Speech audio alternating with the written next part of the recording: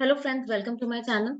Virtual digital asset, इसमें अब काफी लोग डील कर रहे हैं और 1 अप्रैल 2022 के बाद इसमें specifically tax applicable, TDS applicable, कैसे इसका कंप्यूटेशन है, ये सारी चीजें स्पेसिफाई कर दी है इन बजट। 1 अप्रैल 22 के पहले बहुत डिलेमा था कि ये टैक्सेबल होगा भी कि नहीं। जब आप वीडीए ट्रांसफर करते हो वर्चुअल डिजिटल एसेट, तो वो ट्रांसफर करते टाइम जो इनकम है, क्या वो टैक्स लगेगा, उसके साथ क्या होगा, किस रेट से टैक्स लगेगा, उसमें काफी डिलेमा था। बट अब काफी चीजें क्लियर हो गई हैं। तो फाइनेंशियल 22-23 में अगर आपने कुछ ट्रांसफर किए हैं वर्चुअल डिजिटल एसेट, तो उसके क्या इम्प्लीकेशंस है, कैसे आप रिटर्न में शो करेंगे, इसी से रिलेटेड अपने वीडियो है। तो सबसे पहले जो स्कीम बनाई गई है उसके बारे में हम समझते हैं। Scheme of taxation of VDA on और आफ्टर 1 अप्रैल 2022। तो सेक्शन 115 बीबीएच जो नया सेक्शन लेकर आए हैं, वो वीडीए से रिलेटेड ही है। Tax on income from virtual digital asset, straight away उसमें बता दिया है कि 30% से आपको टैक्स देना है। और जब आपने ट्रांसफर किया है तो जो सेल कंसिडरेशन है उसमें से जो आप माइनस करोगे, डिडक्शन क्लेम करोगे, वो सिर्फ कॉस्ट ऑफ एक्विजिशन ही कर सकते हो। मतलब जब आपने खरीदा था वीडीए, तो जिस कॉस्ट में आपने खरीदा था वो आपका कॉस्ट ऑफ एक्विजिशन है, बस उसी को आप डिडक्ट कर सकते हो अगेंस्ट सेल कंसिडरेशन। इसके अलावा अगर आपने बेचते time virtual digital asset transfer करते टाइम कोई भी एक्सपेंडिचर इंकर किया है, तो एज नॉर्मल कैपिटल गेन में हम क्या करते हैं कि जो सेल एक्सपेंडिचर है वो भी कंसिडर करते हैं। बट इसमें वो भी नहीं, कोई अदर एक्सपेंडिचर आपको अलाउड नहीं होगा। और साथ ही साथ अगर आपको वीडियो बेचने पे लॉस भी हो रहा है, तो वो दूसरे इनकम से सेट ऑफ नहीं हो सकता।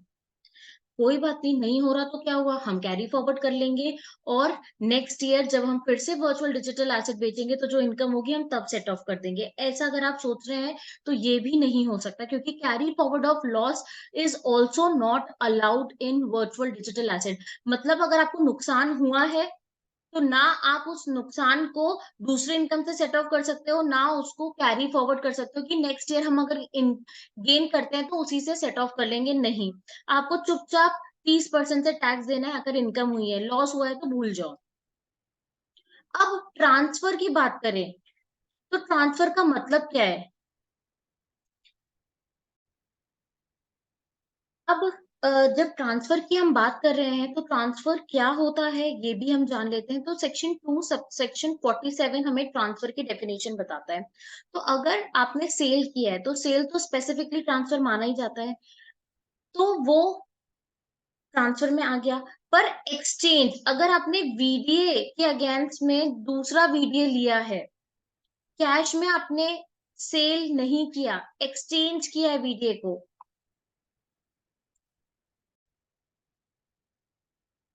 एक्सचेंज को भी ट्रांसफर माना गया है। अगर आप एक्सचेंज करते टाइम पीडीए दे रहे हैं तो वो सेल की डेफिनेशन में कवर होगा, मतलब ट्रांसफर की डेफिनेशन में कवर होगा। वैसे ही रिलिंक्विशमेंट, अगर आप रिलिंक्विश कर रहे हैं कोई राइट वीडीए में, तो वो भी ट्रांसफर माना जाएगा।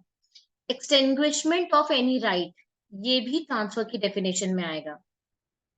या किसी ने कंपल्सरी एक्वायर करा है, तो वो भी वीडीए में आएगा। आपके पास वीडीए है वर्चुअल डिजिटल एसेट, और किसी ने कंपल्सरी एक्वायर कर लिया, तो उसको भी ट्रांसफर की डेफिनेशन में लाया जाएगा।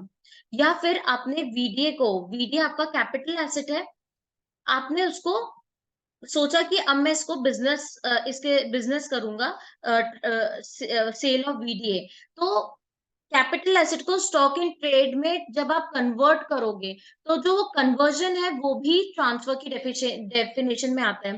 तो जब इतनी चीजें डेफिनेशन में आती है ट्रांसफर के, मतलब ये पॉइंट है, जब आप ऐसे कोई चीजें करेंगे तो आपको टैक्स लगेगा 30% से। अब कौन सी चीज ट्रांसफर नहीं मानी जाती है। लेंडिंग ऑफ वीडीए नहीं माना जाता।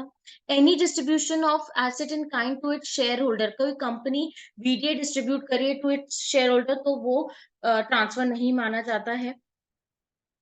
Transfer in a mode listed in section 47, mining of VDA, जब वीडीए डेवलप किए जाते हैं तो उस एक्टिविटी को माइनिंग कहा जाता है। तो जब माइनिंग कोई कर रहा है, माइनिंग एक्टिविटी ऑफ वीडीए, तो वो ट्रांसफर नहीं माना जाता, बट वो अलग से इनकम टैक्सेबल होती है, जो मैं आपको सेपरेट वीडियो में समझाऊंगी कि माइनिंग ऑफ वीडियो क्या कैसे टैक्सेबल होगा।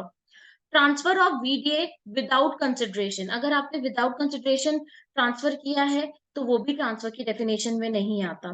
Transfer by way of donation of VDA, अगर आपने वीडीए डोनेट करा है तो वो भी ट्रांसफर की डेफिनेशन में नहीं आता। वीडीए अगर चोरी हो जाए या स्टोलन हो जाए तो इसका मतलब है वो भी ट्रांसफर की डेफिनेशन में नहीं आएगा।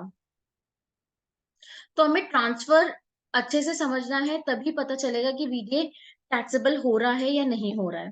अब जब हम वीडीए की बात करते हैं तो क्लासिफिकेशन ऑफ वीडीए भी हमें पता होना चाहिए कि वीडीए क्या कैपिटल गेन माना जाता है, बिजनेस इनकम माना जाता है, अदर सोर्सेस की इनकम मानी जाती है। तो ये तीनों ही हेड्स की इनकम कवर हो सकती है वीडीए में, बट आपका इंटेंशन होना चाहिए। जब भी हम इनकम टैक्स की बात करते हैं तो कोई भी इनकम 5 हेड में होती है: salary, house property, capital gain, PGBP, that is business और प्रोफेशन इनकम, एंड लास्ट होता है अदर सोर्सेस। तो इन पांचों हेड में से वीडीए आपके बिजनेस इनकम भी हो सकता है, कैपिटल गेन भी हो सकता है और अदर सोर्सेस भी हो सकता है। बिजनेस इनकम कब माना जाएगा? जब आप बिजनेस कर रहे हैं, सेल ही कर रहे हैं, सेल परचेज ऑफ वीडीए कर रहे हैं, और ये कंटिन्यूअस प्रोसेस है। तो ये एक्टिविटी अगर आप कंटिन्यूअस प्रोसेस में कर रहे हैं एज अ बिजनेस, और आपका इंटेंशन यही है कि मैं इसी से अपनी इनकम जनरेट करूंगा, बिजनेस इनकम, तो वो पीजीबीपी मतलब बिजनेस एंड प्रोफेशन हेड में आएगा और एज बिजनेस इनकम टैक्सेबल होगा। जब हम कैपिटल गेन की बात करते हैं तो कैपिटल गेन अगर आप बिजनेस इंटेंशन से वीडीए को ट्रेड नहीं कर रहे हैं, एज अ कैपिटल एसेट आपने रखा है, तो वो कैपिटल गेन हेड में आएगा। तो एज पर section 2 subsection 14, capital asset means any property of any kind held by an assessee whether or not connected with his business और प्रोफेशन। कोई प्रॉपर्टी जो बिजनेस और प्रोफेशन से रिलेटेड नहीं है बट एसएससी ने अपने पास रखी है एज अ प्रॉपर्टी, वो कैपिटल एसेट मानी जाती है। तो एक वीडीए की जब हम बात करते हैं वर्चुअल डिजिटल एसेट, तो ये कैपिटल एसेट है, क्योंकि कैपिटल एसेट के सारे एलिमेंट्स इसमें रहते हैं। Thus, if VDA are not hold as stock in trade in books of account or SSE is not engaged in business, then the resultant gain will be capital gain. तो अगर कोई SSC अपने books of account में as stock in trade उसको classify नहीं करता या business जैसे इंटेंशन से उस पर डील नहीं करता, तो वो वीडीए को हम कैपिटल एसेट मानेंगे। मैं आपको बता देती हूँ, जो आईटीआर अब इस साल फाइनेंशियल 22-23 से रिलेटेड बनाई गई है, उसमें वीडीए का अलग ही शेड्यूल है और इसमें by default capital asset he selected है। तो कुछ भी करो आप, वो कैपिटल एसेट ही मान रहे हैं। अदर सोर्सेज में तब आएगा जब वो बिजनेस इनकम नहीं होगा या कैपिटल गेन नहीं होगा। अदर सोर्सेज एक ऐसा हेड होता है जब हम चारों हेड में कोई भी इनकम फॉल नहीं करती तो वो अदर सोर्सेज के हेड में फॉल करते हैं। तो ये 3 प्रकार के क्लासिफिकेशन हो सकते हैं वीडीए में, but according to income tax return VDA schedule में कैपिटल गेन ऑटोमेटिकली सिलेक्टेड है, जो मैं आपको रिटर्न फाइलिंग के टाइम पे बताऊंगी कि कैसे आप एक वीडीए के रिटर्न को भर सकते हैं। स्कीम ऑफ टैक्सेशन, तो अब मैं अगर आप समरी में आपको बताऊं तो आपको किन किन चीजों का ध्यान देना है जब हम एक वीडीए के टैक्सेबिलिटी की बात करते हैं। There should be a transfer of any VDA whether held as capital asset और नॉट, मतलब ट्रांसफर होना जरूरी है। The transfer of VDA should result in income which should be included in total income. जब हम ट्रांसफर की बात कर रहे हैं तो जब वीडीए ट्रांसफर करते हैं तो इनकम होना जरूरी है, और जो इनकम हो रही है वो पर्टिकुलर इनकम जो वीडीए से रिलेटेड है वो 30% से टैक्सेबल होगी, आपको टैक्स 30% से देना है। कोई भी डिडक्शन आपको अलाउड नहीं होगा एक्सेप्ट कॉस्ट ऑफ एक्विजिशन। जब आपने खरीदा था वीडीए तो जिस कॉस्ट पे खरीदा था वो उतना आप डिडक्ट कर सकते हैं। अगर लॉस आ रहा है तो loss on transfer of VDA आप दूसरे इनकम से सेट ऑफ नहीं कर सकते, ना ही उसको कैरी फॉरवर्ड कर सकते हो टू फ्यूचर ईयर्स। तो this is taxation of VDA after 1st April 2022।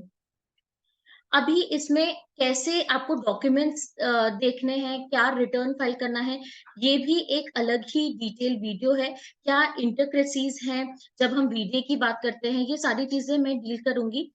तो in a set of series of video. तो तब तक के लिए आप ये वीडियो को लाइक करें एंड मेरे चैनल को सब्सक्राइब करें। मैं जल्दी ही दूसरा डिटेल वीडियो लेकर आऊंगी। Thank you.